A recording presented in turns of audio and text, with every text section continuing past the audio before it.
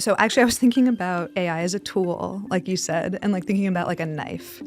And like there's how the knife was made itself, like out of plastic or wood. So that's like how the AI is made, right? Like using renewable energy. Then that's how you use the knife. Like, are you reckless or are you like, stable and safe? And then there's what do you do with your knife? Are you going to like stab someone or are you going to cut vegetables or carve a sculpture? And then that's sort of where I come in with the startups, how they're using AI to address the climate crisis or improve the environment. One of the hardest things about starting a climate tech company is proving that you can scale. According to the International Energy Agency, over half of the technologies that we need to go net zero by 2050 are still in prototype or demonstration phase. These technologies exist, but we can't scale them fast enough. So you have an amazing idea to start a climate tech company. You have some invention that's going to change the way the planet uses energy or other resources. But the idea is cheap. You need traction. You need buy-in. And where are you going to go to get that? A lot of people think of big tech companies as environmental supervillains, but they can actually help climate tech companies in two ways. First, they're the biggest purchasers of renewable energy, so they can actually create demand for a lot of climate tech companies' products. Second, they have a lot of resources, so they can funnel resources to help climate tech startups grow. Our guest today is Lisbeth Kaufman. She was a founder and CEO and a climate policy advisor before she started at AWS. And while she was at AWS, she realized she really wanted to help climate tech startups succeed. So she founded the AWS Climate Tech Startup Program, which funnels resources to climate tech startups. Lisbeth's example reminds me that we can demonize each other or we can figure out to work together and build a better world. Welcome to Future and Bloom. So thank you for joining us, Lisbeth. Yeah, thanks so much for having me. I'm excited to talk about the amazing startups I work with and how we're helping them. AWS is a cloud company, and yet you're working on climate tech. How does that function, and how did this happen? Yeah, absolutely. So Amazon Web Services, we provide cloud services to help companies like climate tech startups build their technology. So broadly speaking, AWS is very focused on startups in general. I'm specifically focused on climate tech startups. So I actually started this team focused on the climate tech industry vertical. I started about 2 years ago. We should be providing resources to support climate tech startups to help them grow and succeed at addressing the climate crisis. Tell me more about the resources that AWS provides to climate tech companies. We have resources for climate tech companies in kind of three buckets. So one is technical support. We have like a mini army of what we call solutions architects who are here to provide basically free technical advice to startups, and in particularly about their cloud infrastructure. And then we have funding programs. So we have this Activate program, which gives out up to $200,000 in free AWS credits to climate tech startups. So that's basically like non-dilutive angel checks, basically. And over the past 12 years, AWS has actually given out $7 billion in free AWS Activate credits. And a lot of that is going to climate tech startups. And then actually I run a funding program called the Compute for Climate Fellowship. It's a grant program for climate tech startups to accelerate their R&D. And then we also provide go-to-market support. We actually have 3 accelerators that help climate tech startups sell into AWS or Amazon, and then also the companies that we work with. Got it. Okay, so it's not just about cloud services. It's about so much more, which is so core to building out the climate tech ecosystem. It's not just the product. You need a community. You need funding. You need the right help at the right time in technical support. Why does AWS care about this stuff in climate tech? I know you were instrumental in making them care. How did that argument fly? I think we're just very aware that the world desperately needs climate solutions, and climate tech startups are at the forefront of building those solutions. We actually think this is like good business to focus on climate tech startups. These little climate tech startups of today, they're going to be the industry giants of the future. So I think of like Ford and the Model T, and Edison and the light bulb. Like these are the Rivians of today, or the Realta Fusions of today. We want to support them as soon as possible, and then we want to help them grow. That's kind of our thesis. If we've put together all of these resources to help these companies grow so that they can become those we can help them become those industry giants. And then the bigger they get, the more they spend on AWS. So this is business development focus. And it's like, it's sort of win-win. Yeah, and part of why we highlight these climate solutions is because climate solutions are going to be such a big driver of economic transformation in the next century, maybe the best driver we have for economic transformation. Is your belief that AWS invests in all these different industries across the spectrum, from tech to health to climate? Having been a startup in the past that has had free AWS credits through some of the accelerator programs we're in, I also know that it's more unusual to have grant programs associated with certain industry verticals. Tell me more about that fellowship program you alluded to earlier and what you fund and how that came about. So we set up this program called the Compute for Climate Fellowship. It's an R&D funding program. So we recognize that climate tech startups, they're different from other types of startups in part because they have to do so much R&D, right? A lot of these companies, they're inventing new science, new technology, new physical, equipment. And so that takes a lot of time, more so than other companies, to get to commercialization. With cloud services, we can potentially help speed that up. So we started the Compute for Climate Fellowship to help speed up the R&D of climate tech startups. It's a global program, and companies apply to build like a 2 to 3 month project. We fund the project with AWS Cloud credits, and then we also bring in experts to help these companies build what they're doing. And then we bring them as much visibility and like PR as possible and speaking opportunities and stuff like that.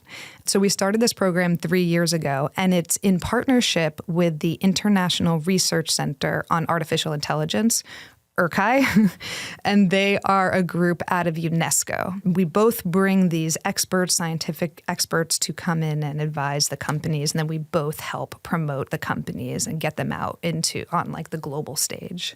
So can you give us a real world example of a company that you've helped through your programs? So let's talk about fusion energy.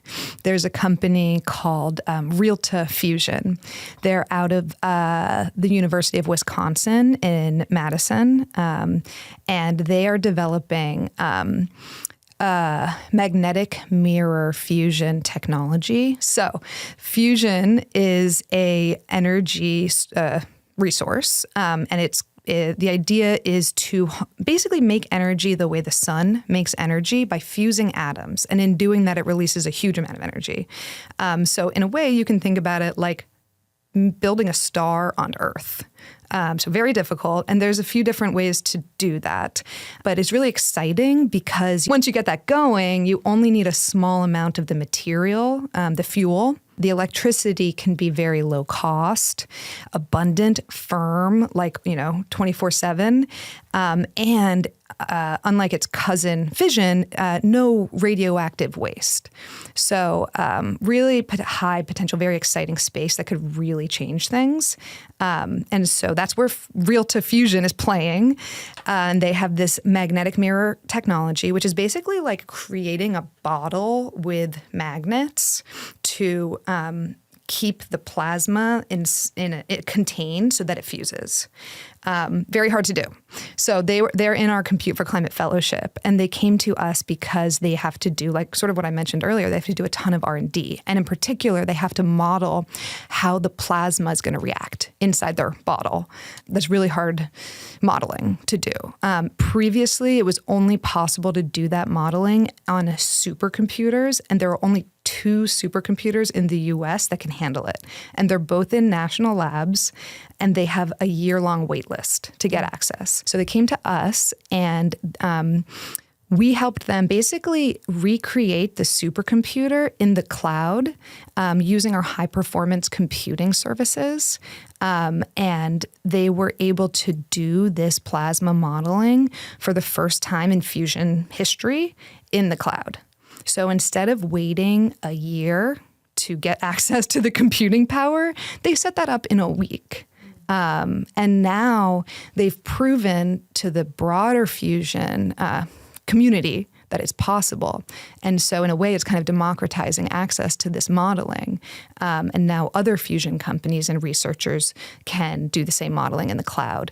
And so all of that can speed this whole thing up so that they can get to, the commercial grade fusion as quickly as possible. That's a great example of how AI developments can hasten our attainment of that 40-year fusion life cycle that we keep talking about, 40 years away. That's the joke, right? Yeah. The joke about fusion was that it's always 40 years away. Honestly, now I feel like the joke is that it's 10 years away. But that's a big difference. We've reduced it down to 10 years. And I do think in part that's because of AI, because historically, 70 years ago when they first started researching fusion, they had to do their experiments in metal. They had to just build a reactor and see what happens and then learn and build the reactor again or whatever. Now with AI, with high performance computing, they can do that research. They can do those experiments in silicon, and they can do them much more rapidly and just continuously and learn so much more quickly. So I think it really has driven that timeline down from 40 years to maybe 10. So You're working with a lot of climate tech companies that are still trying to prove out their technologies and having to think about commercializing it in the world. Mm-hmm. What are the biggest challenges you're seeing across the board of your climate tech companies to get to that commercialization scale? I think it's really hard to be a climate tech startup. It's not the easiest. Yeah. In a way, they have to solve twice as many problems as a normal startup. What's a normal startup? But maybe whatever, a SaaS company. A normal startup needs to build a product that's valuable for their customers. Climate tech startups need to do that, and they need to build a solution that's going to improve the climate crisis or improve the environment. And they're not always the same thing, right? I don't know, when I think about my sort of thesis on climate tech startups is that they have, in addition to addressing the climate crisis, they also have to have a real value proposition for their customers, save money, increase revenue, improve operations, things like that. So that's extra hard for these companies. So there's that's a lot. And I think what that translates into is kind of what we were talking about before with longer R&D timelines. I think the other thing related to that is that they also, just as companies look different from a SaaS company, I think I've seen statistics that half of climate tech startups are software based, but then the other half are more hybrid or deep tech, and they have usually a physical component to them or a new science, because this is a real world physical problem, right? And in the investment landscape, there are not as many VCs who are comfortable with that. They're comfortable with the SaaS model, and can be a different model. Yeah, and you can't generally solve climate with only software. If you look at financing alone, a typical enterprise SaaS company might raise $50 million over the course of their life. For a climate tech company, that's a pilot project. That's the interconnection deposits on their portfolio. So, you're looking at so much more massive scale of financing required, project financing, venture capital, which VC alone doesn't fulfill. Right. So, it's just the first step. Exactly. Yeah, that's a good point. So you're helping on the R&D grant side. How else are you seeing your companies try to get through that valley of death financing-wise? Yeah. Well, we work with a lot of the VCs in the climate space. So we partner with them, and actually startups get the get the Activate credits through their VCs. There's financing, but there's also customers. And I think having customers can be like really one of the most impactful things to get the startups to that stable other side of the valley of death. So we have a few different programs at AWS to help climate tech startups do that. So actually right now, we just closed applications for the Amazon Devices Climate Tech Accelerator. And this is a non-dilutive accelerator program for companies that can help Amazon decarbonize our device ecosystem, like Alexa, thermostats, and all of that. So this program accepts companies and then helps them set up pilot projects with the Amazon Devices team so that they can get their technology into like millions of devices globally.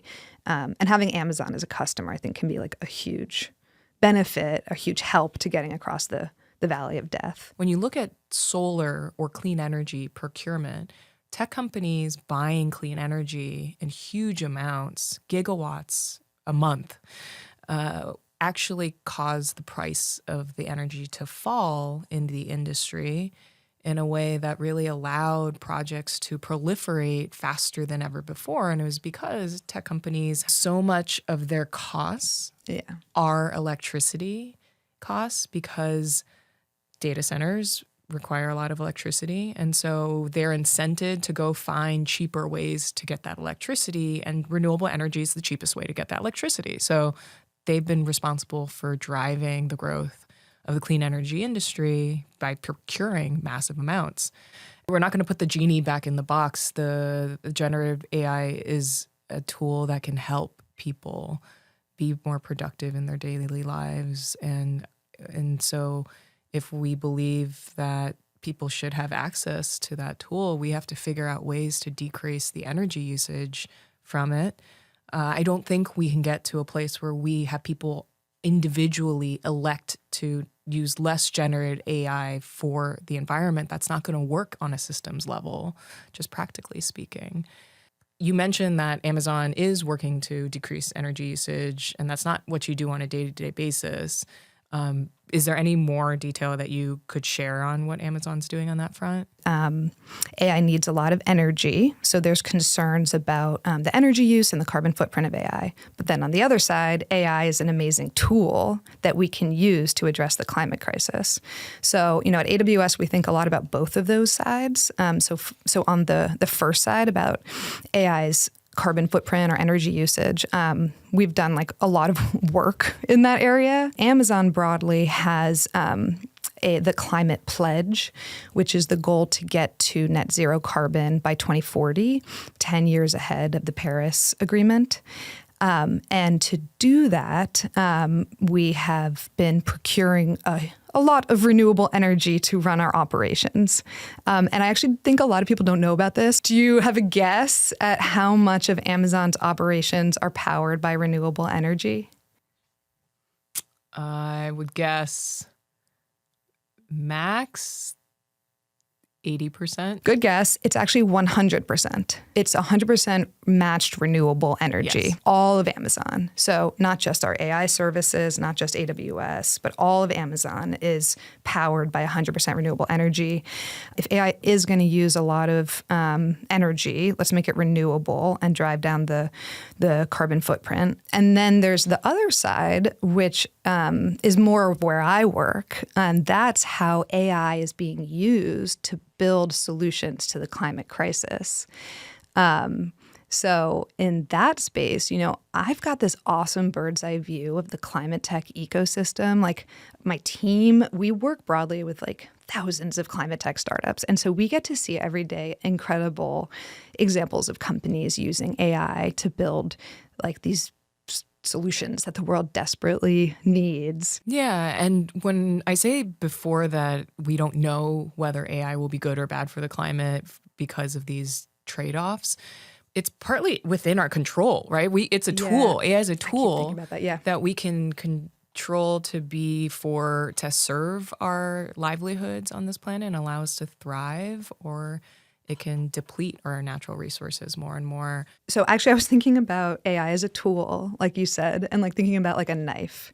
And like there's how the knife was made itself, like out of plastic or wood. So that's like how the AI is made, right? Like using renewable energy. Then that's how you use the knife. Like, are you reckless or are you like, stable and safe? And that's, I think of that as how how our customers use the AI. And there's ways to use AI that are more and less energy intensive. So like large language models use more energy than small language models. And there are starting to be really great small language models that are like competitive and can do the same stuff. And then we also have like chips, different chip options that are more efficient and more energy efficient and can cut energy use by like 50%. And those are purpose built so that they can be really efficient. They can cut energy use, and they're actually also more cost effective. They're cheaper to use. So that's like, how do you use your knife? And then there's, what do you do with your knife? Are you going to like stab someone, or are you going to cut vegetables or carve a sculpture? And then that's the sort of where I come in with the startups, how they're using AI to address the climate crisis or improve the environment. So, I mean, there's a lot of excitement, but also skepticism around AI and climate. And so I want to talk about a few more use cases to really highlight the diversity of use cases here.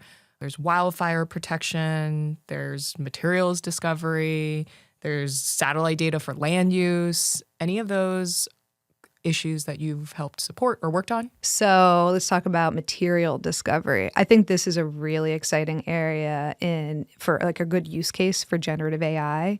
Like I get excited about Gen AI doing things that were just not possible, that like humans couldn't do before. There's a really great company I've been working with out of London called Orbital Material. And they are building generative AI foundation models that can invent new sustainable material like much, much more quickly than was ever possible before. And they've started with a focus on direct air capture sorbents. So making sorbents, which are what absorb the carbon, making them more effective. And so if you can absorb more carbon, you can drive the cost down of direct air capture, which is like key name of the game for getting direct air capture deployed.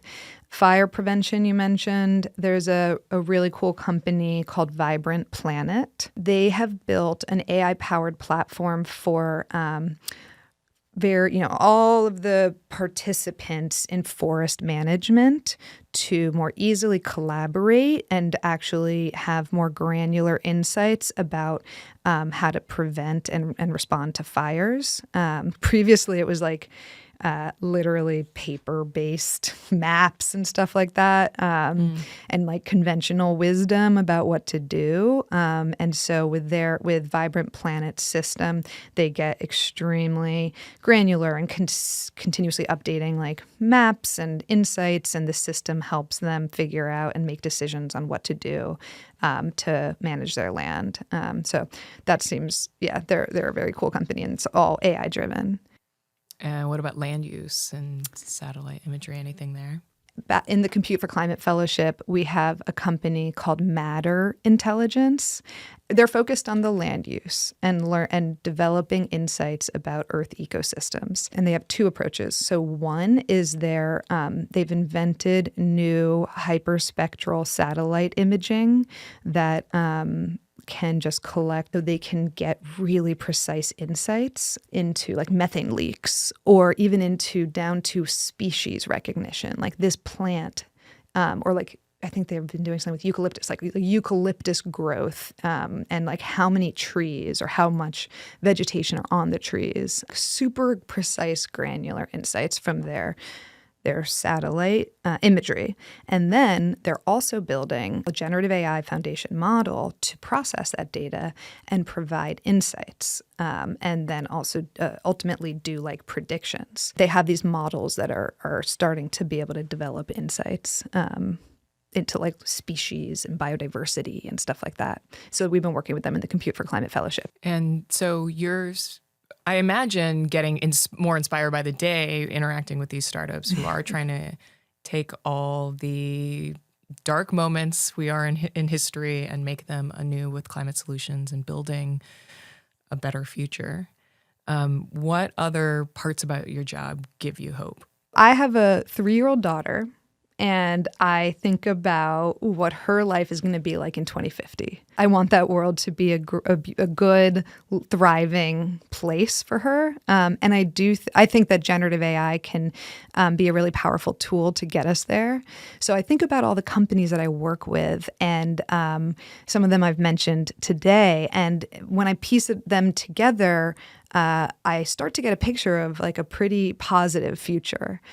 So, just to go back to some of these companies, there's Realta Fusion, which will provide low-cost, abundant, clean fusion power, and that's going to have a huge ripple effect across the economy, driving the prices of electricity down, unlocking innovation, really making people's lives easier. And then on the food side, there's the companies I mentioned, iGen with the weeding robots, which is eliminating pesticide use on farms so that we have cleaner food and cleaner water systems so that we're all healthier and the environment is healthier. And then there's Phytoform AI, which is working on food security so that we have climate resilient crops and we can feed the world no matter what happens with the climate. Then we've got Lithos Carbon that's pulling carbon out of the air and keeping the temperatures down. You start to get a picture of like a thriving world with unlocked innovation, food security, a thriving natural environment. And that starts to be the kind of world that I want my daughter to live in and grow up in. Yeah, ultimately, we have to stop using as many resources as we are. And the current way we build things and get electricity is ravaging the planet. And a lot of these innovations are aimed at making us use less, consume less, rather than consume more, which is the narrative around generative AI. There's, you came from you said Center for American Progress, like a progressive political world, and then you became a founder. And now you're helping startups get the resources they need to build climate tech businesses. Tell us more about your journey and what you learned. I'm a founder, I think, first and foremost. Before I joined AWS, I started and ran a venture-backed startup. So I did the whole thing. I was CEO. I led our product, fundraising, growth, marketing. I ran that for 6 years, made a lot of mistakes, but learned a lot. At AWS, I joined 5 years ago, and we weren't yet focused on climate tech startups. But I was tracking how this maybe segment was growing so much and becoming so important. So I made the case to set up a team focused specifically on climate tech startups. The way I got interested in climate to begin with is probably a little unusual. So I was actually inspired by my dad, who is not in climate, but he's a filmmaker. And he made a movie called The Toxic Avenger, which is about a environmental superhero.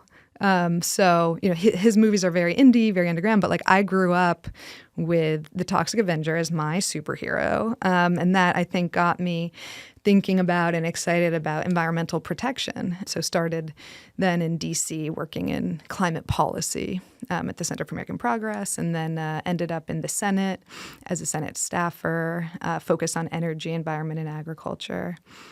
So in my current role, I'm lucky I get to kind of bring that all together, the climate background with the experience being a founder. So having been a founder and knowing that building a successful company is more than just the product, can you talk about your lessons as an operator and how you use those lessons to help your climate tech companies?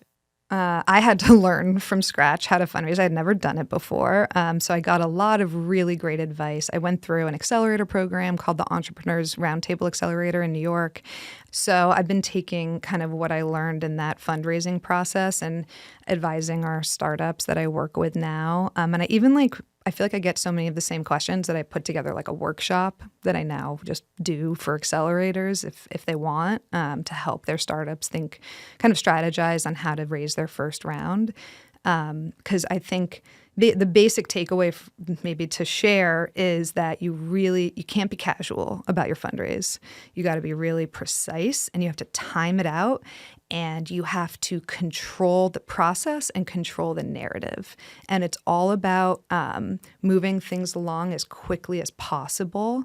And one way to move things along is by telling a story that creates FOMO, fear of missing out, because that's the only thing that's going to incentivize your investors to move as quickly as possible and say yes or say no, which is useful too. Ultimately, I actually think all sales are quite similar, whether you're fundraising or whether you're selling a company or whether you are selling a product. That running that tight process that you described with a real structured CRM, with all your materials done, with a very clear, defined, quick follow-up, that is what determines fundraising success. It's also traction in people, but it's mostly process in my mind. A lot of people in the climate world have a huge skepticism about large tech companies because of the environmental impact of generative AI or of their scale. And you're essentially talking about redirecting resources to do good in climate. And so how do you deal with people who accuse companies of greenwashing when they do things like that? So I think that large companies like Amazon do have a big role to play in addressing the climate crisis. Like I mentioned, we have our own aggressive goals to decarbonize, and that can create that demand pull, like what we talked about. Something that's exciting for me about Amazon and AWS is that we're kind of on both. We can help startups in like two different big ways. So one is where I sit, where we have the technology that can help startups build their technology and do it faster, right? And then the other is that Amazon's a big company. We have so many different business lines, and they all have sustainability teams, and they all are working to get to be net zero and water positive and get more sustainable. And we can be really great customers for startups. There's a flywheel there with Amazon and startups where we can help a startup build and grow with our cloud services. And then that startup can help us decarbonize or become more sustainable. So I think that can be really powerful. And that's kind of how I see the role of like large corporations in helping to address the climate crisis. And ultimately, this is an all hands on deck problem. Yeah. And like we talked about earlier, the impact people can have, it can be positive and it can be negative. And let's direct our energy and resources to having positive outcomes that actually serve the public. Yeah. Are there other companies that are really doing excellent work at the nexus of AI and climate that we haven't talked about that you'd want to bring up? Yeah. Okay. So there's two in agriculture that I would love to share about. I started to mention one, Phytoform AI, and they're out of London. So basically their goal is to make climate resilient crops. Because it's going to be harder and harder to feed the growing population with disruptions in supply chains and natural disasters. Exactly. Like think about the natural disasters like drought and wiping out like a huge amount of crops. We're already seeing that. Or flooding, that kind of thing. And also just the amount of land that crops currently require. So Phytoform has built an AI platform that can identify plant genetics that make the plant more climate resilient. Oh, and then they use the CRISPR technology to actually take that genetics and put it into or like adjust the plant's own genetics to kind of speed up evolution. And then they actually grow the plant. I got to go out there to London a month or two ago. They have invented a new, more water or climate resilient, like low water tomato. Like tomatoes use so much water, right? They're like juicy. Mostly water. Yeah. And so they have a new tomato that is smaller but grows 400% more fruit. And so as a result, it takes up less land and uses less water. And I got to eat some of them when I was out there, and they tasted really good. They had that like really good tomato smell. They actually tasted like tomatoes, not the most of the tomatoes in this country. Yeah, they tasted don't better actually than taste like tomatoes. Exactly. They tasted better than that. Yeah. And then they also have invented a new potato or an improved potato that doesn't brown. It turns out a lot of potatoes are perfectly good to eat, but they might get a bruise and brown, and they get thrown away. So a huge amount of potato crops get thrown away. And so the farmers get to have more crops and more revenue, and then the world has less food waste and less carbon emissions and all that. Another one, also in the ag space, is iGen. They're in Washington State, I believe, and they are also part of the Compute for Climate Fellowship. So they're addressing the pesticides issue in agriculture. Farmers use a lot of pesticides. It runs off into waterways, pollutes water, and the pesticides are becoming less and less effective. Weeds are becoming more resilient to them. So iGen has invented a AI autonomous solar-powered weeding robot for the farm. And they're offering it as weeding as a service to farmers. So farmers can have this robot weed instead of pesticides. And I think ultimately they save money. And it's better for the environment. That's great, looking back on your journey and your diverse experiences, and now you're helping support these climate tech companies.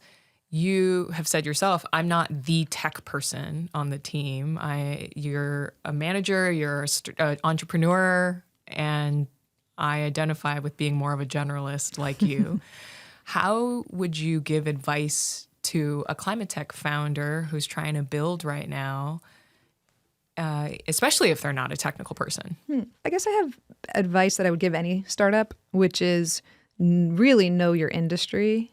Like, it's okay if you're not technical, but like, hopefully, like ideally you or someone on your team like comes from the industry, or you are the customer that you're serving, or you have some unique insight that gives you and your company a competitive advantage. That customer empathy can be so critical to, building the right product that offers the right value proposition. So if there are climate tech companies out there, what's the best way for them to get in contact with your team? We're here to help climate tech startups all over the world.